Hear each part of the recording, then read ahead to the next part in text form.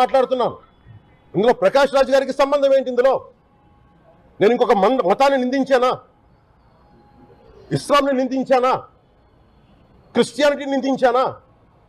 అపవిత్రం జరిగింది, ఇలా జరగకూడదు, ఫుడ్ అడల్టరేషన్ జరిగిందని మాట్లాడుతుంటే దీన్ని గోల చేయకూడదంటే, అంటే తప్పు జరిగినప్పుడు మాట్లాడకూడదా? ఒక అపవిత్రం జరిగితే మాట్లాడకూడదా? దేవతా విగ్రహాలను శిరచ్ఛేదం చేస్తే మాట్లాడకూడదా? ఏం పిచ్చి పట్టింది ఒక్కొక్కళ్ళకి? ఎవరి కోసం మాట్లాడుతున్నారు మీరు? ప్రకాష్ రాజ్ కూడా చెప్తా ఉన్నాను, నాకు మీరంటే గౌరవం, I have extreme respect for you. కానీ when it comes to secularism, Prakash Raj garu, it is a two-way, not one way. I have extreme respect for you. You know that. Secularism is always two-way, it is not one way. హిందువుల మీద దాడి జరిగినప్పుడల్లా వచ్చి మాట్లాడటం తప్ప,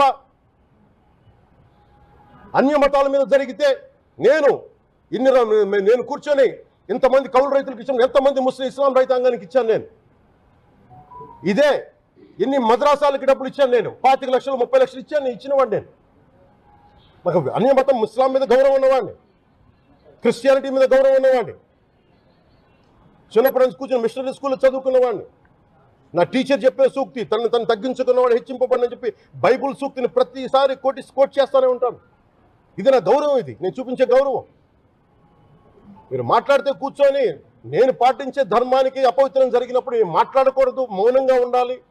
సెక్యులరిజంకి విఘాతం అంటే ఏంటి? సెక్యులరిజంకి విఘాతం నా ఇంటి మీద దాడి జరిగినప్పుడు నేను మాట్లాడకూడదా? నా ఇల్లు 10 మందికి ఆశ్రయం ఇస్తుంది. నా సనాతన ధర్మం అన్ని ధర్మాలకి ఆశ్రయం అయితే దానికి దాడి జరిగినప్పుడు, దాని మీద అపవిత్రం జరిగినప్పుడు దానికి కూడా మాట్లాడకూడదంటే ఏం మాట్లాడాలి మీతోటి?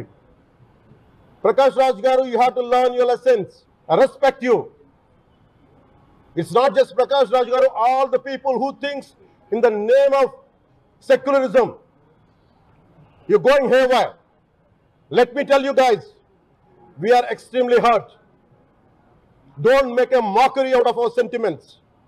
We are deeply hurt. It's not fun for you, for you. Maybe it might be fun for you. It is not fun for us. It's a deep anguish, deep pain. Don't you ever forget.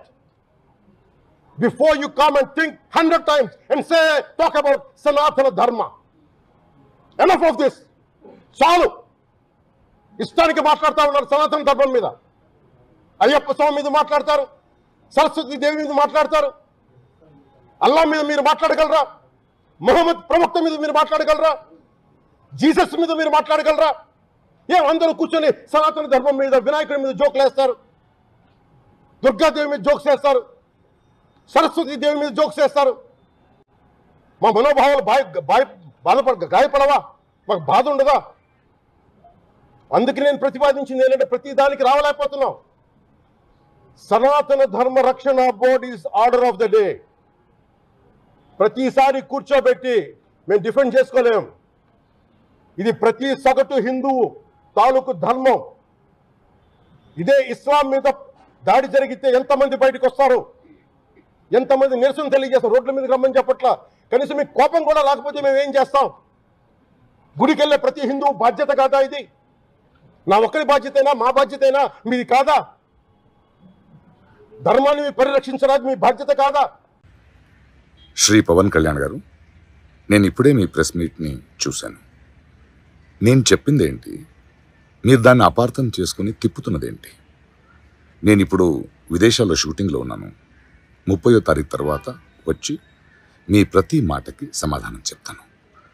ఈ మధ్య మీకు వీలైతే నా ట్వీట్ని మళ్ళీ చదవండి, అర్థం చేసుకోండి please.